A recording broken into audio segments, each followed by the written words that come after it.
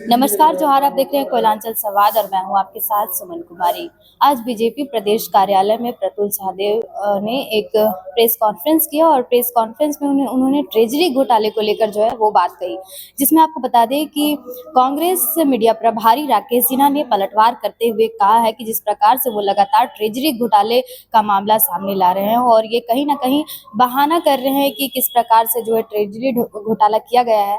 तो उनको हम बता दें कि जो सीबीआई और जो ईडी की मांग कर रहे हैं, जांच की मांग कर रहे हैं, तो उन्हें राज्य सरकार पर भरोसा नहीं है और साफ तौर पर उन्होंने कहा है कि क्या वाकई में उनको ऐसा लगता है कि जो सीबीआई है और ईडी है उनका फूफा लगता है, और तमाम ऐसी जो टिक्का टिप्पणी है वो करते हुए नजर आ रहे हैं। वो क्या कुछ कह रहे हैं, देखिए पूरी रिपोर्ट। मुझे लगता है झारखंड में हाल में एक घोटाला की खबरें जो रोज छप रही हैं, वो सरकार उसको अंडर प्ले कर रही है और सरकार इस पूरे घोटाले को दफन करना चाह रही है।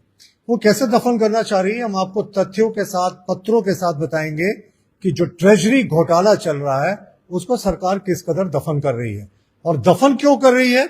इसके लिए आपको रॉकेट साइंस के ज्ञान की आवश्यकता नहीं होगी। सबसे पहले देखिए, मैं आपका ध्यान जो हमारे वित्त मंत्री जी थे उनके एक बयान की ओर दिखाना चाहूंगा, जिसमें उन्होंने स्पष्ट रूप से कहा था, देखिए अगर ये अखबार की कटिंग है जिसमें लगभग 10,000 करोड़ का हिसाब नहीं मिल रहा है, ये अपने आप में बहुत चौंकाने वाला हिसाब है। उन्होंने कहा खजाने से 10,000 करोड़ रुपए गायब हैं और इसका कोई हिसाब नहीं मिल पा रहा है। अब बताइए, जब राज्य के वित्त मंत्री मान रहे हैं कि 10,000 करोड़ का जो घोटाला है वो उसका कोई हिसाब नहीं है, तो हम उनसे बस एक ही चीज जानना चाहते हैं, क्योंकि हमें शक है ये जो ट्रेजरी घोटाला है उस घोटाले का क्वांटम शायद 10,000 करोड़ रुपए तक हो सकता है, क्योंकि वित्त मंत्री खुद कह रहे हैं कि साहब ऑडिट रिपोर्ट में 10,000 करोड़ का जो है कोई हिसाब नहीं है। ऐसा थोड़ी होता साहब, ये कोई थोड़ी दुकान है किनारे परचून की दुकान जहां आपको हिसाब नहीं मिल रहा। सरकार का पूरा सिस्टम होता है, वित्त विभाग होता है, ऑडिटर जनरल होते हैं, उसके बाद अकाउंटेंट जनरल होते हैं, उसके बाद 10,000 करोड़ मिस क्यों कर रहा। मुझे लगता है एक तस्वीर आपको दिखाने की जरूरत है। ये कार्टून के जरिए ये पूरे सरकार की हकीकत को बयां कर रहा है। वो कैसे हकीकत को बयां कर रहा है आप ये समझिए। बीच में आपको सरकार दिख रही है और अब तक 3 समिति 3 एसआईटी का गठन हो गया इस ट्रेजरी घोटाले में। सबसे पहले सरकार के पास ये मामला गया, सरकार ने खुद जांच नहीं की।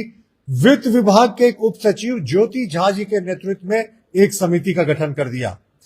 वो समिति बोकारो गई जहां बड़े पैमाने पर घपले घोटाले की रिपोर्ट मिली। वो समिति इससे पहले बोकारो घोटाले की रिपोर्ट देती, उस समिति के ऊपर एक एसआईटी बना दिया गया उत्पाद सचिव के नेतृत्व में।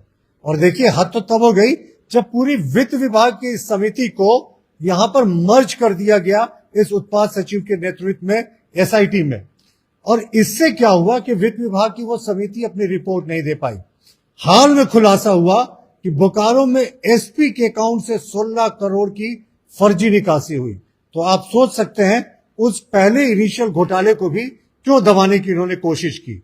उसके बाद एसआईटी उत्पाद सचिव के नेतृत्व में, जिसमें वित्त विभाग के भी लोग थे, काम करना शुरू ही कर रही थी साहब, कि फिर से सीआईडी को जांच दे दिया सरकार ने। चलिए यहां तक तो ठीक है, हालांकि हम सीबीआई ईडी की जांच की मांग कर रहे थे। और यहां पे घोटाला किस पे है आरोप, ये भी समझने की आवश्यकता है।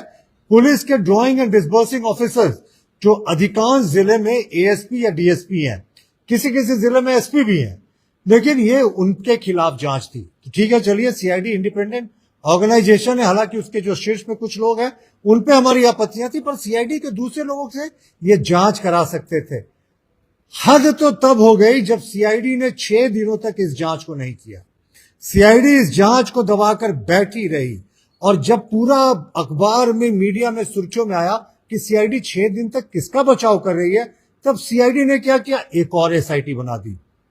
और आपको जानकर आश्चर्य होगा कि सरकार ने जो बनाई समिति ने एसआईटी बनाई, एसआईटी से सीआईडी आई, अब सीआईडी ने फिर से झारखंड पुलिस को जांच दे दिया। वो ऐसे जांच दिया, कहने को सीआईडी जांच कर रही है, लेकिन साहब इसका एसआईटी जो सीआईडी ने बनाया उसका नेतृत्व करता झारखंड पुलिस के एक आईजी स्तर के अधिकारी कर रहे हैं, आईजी मानवाधिकार। यानी फिर तो जांच जो है उसका दायरा जो है झारखंड पुलिस के पास आ गया और सारे आरोप जो झारखंड पुलिस के डीएसपी एएसपी रहे उनके ऊपर है। तो हम तो कभी नहीं चाहते थे, और जस्टिस का भी ये तकाजा है कि जिन पे आरोप लगे उनसे आप क्यों जांच कराएंगे, मतलब उन्हीं के विभाग के अधिकारियों पे जो आरोप लगे हैं। तो अब आईजी मानवाधिकार एसआईटी का नेतृत्व करेंगे, और आईजी मानवाधिकार के साथ उस समिति में सीआईडी के डीएसपी और इंस्पेक्टर्स हैं। तो आपको क्या लगता है, जहां कोई आईजी रैंक का अधिकारी पुलिस का वो जांच कर रहा हो, वहां जिस जांच उसी दिशा में जाएगी जिस दिशा में सरकार तय करेगी या पुलिस तय करेगी। सीआईडी के क्या सब इंस्पेक्टर और इंस्पेक्टरों की इतनी हैसियत होगी कि वो क्वेश्चन कर सकेंगे जांच के दायरे को? तो ये कैसा म्यूजिकल चेयर चल रहा है सरकार में? सरकार के पास मामला आता है, सरकार बैठी रहती है, फिर वित्त विभाग की एक उप समिति बनाती है, वित्त विभाग की उस समिति को गड़बड़ी मिलती है, तो गड़बड़ी बाहर नहीं आ जाए, सरकार तुरंत एक एसआईटी बनाती है। एसआईटी में जो वित्त विभाग की पूरी समिति है उसका विलोपन कर देती है, ताकि वो वित्त विभाग की समिति रिपोर्ट नहीं दे सके। और तुरंत में आते हैं खबर की जो वित्त विभाग की उप समिति बोकारो गई थी, वहां 16 करोड़ एसपी के अकाउंट से, डीएसपी और एसपी नहीं साहब, एसपी के अकाउंट से फर्जी निकासी हुई। और उसके बाद सीआईडी में 6 दिन तक ये जांच की फाइल दबी रहती है, और सीआईडी जब जांच भी शुरू करती है तो उसके बाद आईजी मानवाधिकार जो पुलिस के है उनको ये जांच दे दिया जाता है।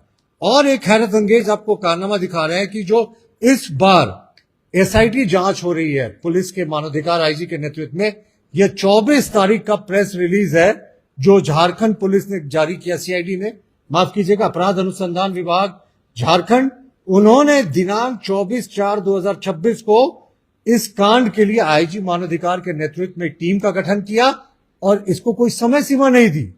यानी सरकार क्या होता है कि जब भी किसी मामले को ठंडे बस्ते में डालना चाहती है तो उसको इतना सुस्त कर देती है जांच की प्रक्रिया को कि उस जांच वो प्रतिफल तक पहुंचे ही नहीं।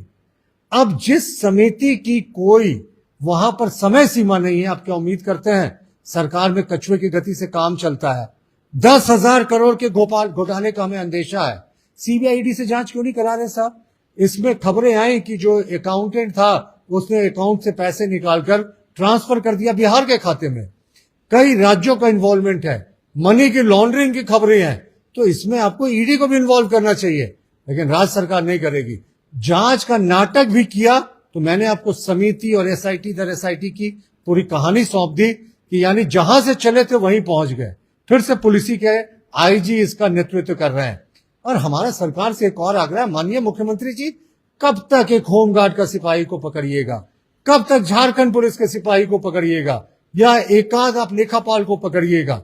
जो बड़ी मछलियां हैं जिनके संरक्षण में ये बड़ा घोटाला हुआ, उन तक कब तक आपकी हाथें जाएंगी? आपको उनको पकड़ना चाहिए। असली षड्यंत्रकर्ता को पकड़ने की जगह आप प्यादों को पकड़ रहे हैं, तो उन प्यादों को भी कुछ कोई गिरफ्तारी के तो काफी दिन हो गए। होमगार्ड का एक गार्ड कल गिरफ्तार हुआ, कोई 2-4 सिपाही पहले गिरफ्तार हुए, उनसे कोई सुराग नहीं मिला। ये अविश्वसनीय है। तो भारतीय जनता पार्टी मानती है कि ये घोटाले का क्वांटम, ये जो ट्रेजरी घोटाला है, 10,000 करोड़ रुपए तक जा सकता है। झारखंड के आदिवासी मूलवासियों के हक की कमाई की ये गाड़ी लूट की दास्तां है। हम सरकार से अपील करते हैं कि अविलंब सीबीआई और ईडी जांच की अनुशंसा करे, और उससे जितनी सरकार भागेगी ना तो अपना कहीं ना कहीं वो चेहरा छिपाने की कोशिश कर रही है। और अंततः जो झारखंड पुलिस पर आरोप लगे हैं ड्रॉइंग एंड डिसबर्सिंग ऑफिसर्स पे, अंततः झारखंड पुलिस के ही आईजी एक जांच कर रहे हैं। यह जांच को हम किसी तरीके से निष्पक्ष नहीं मानते हैं, और सरकार से आग्रह करते हैं कि अविलंब सीबीआई और ईडी जांच की अनुशंसा करे। और आपने जो तय सीमा नहीं दी है अभी तक एसआईटी को, तो एसआईटी आज रिपोर्ट दाखिल करेगी या 3 साल बाद, यह भी कुछ स्पष्ट नहीं है। तो पूरे मामले को ठंडे बस्ते में डालकर दफनाने की साजिश है, पर हम इसका विरोध करेंगे। जो हमें सहारा लेना पड़ेगा, जिस माध्यम का, वो जरूर लेंगे, लेकिन 10,000 करोड़ के जो घोटाले की हमें आशंका है उसको हम धरातल तक पहुंचाने का, उसकी जो जांच है वो काम करेंगे। जी,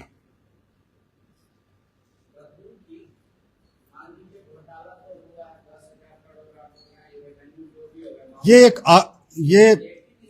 आंकड़ा,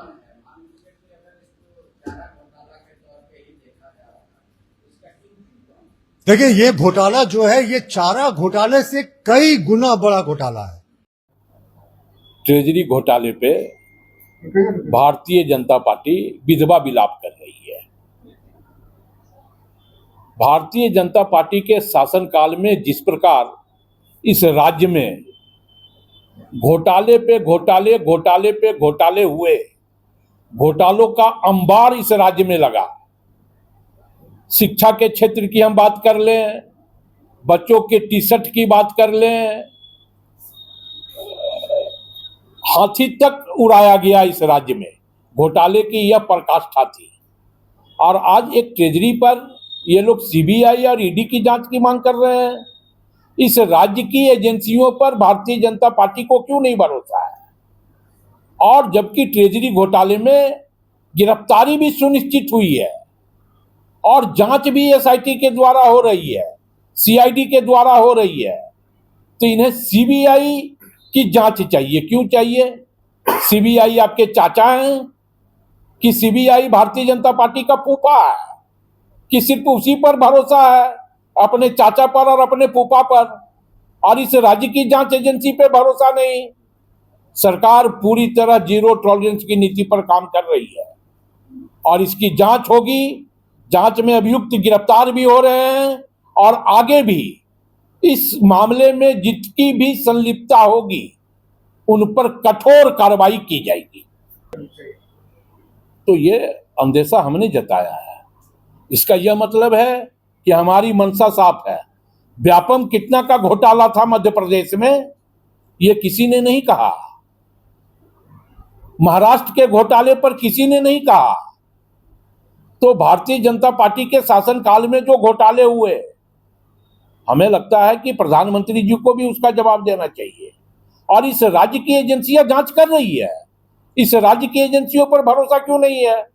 इस राज्य का नमक खा रहे हो, इस राज्य से आप विधायक हो भारतीय जनता पार्टी के लोग, और इस राज्य की एजेंसियों पर भरोसा नहीं।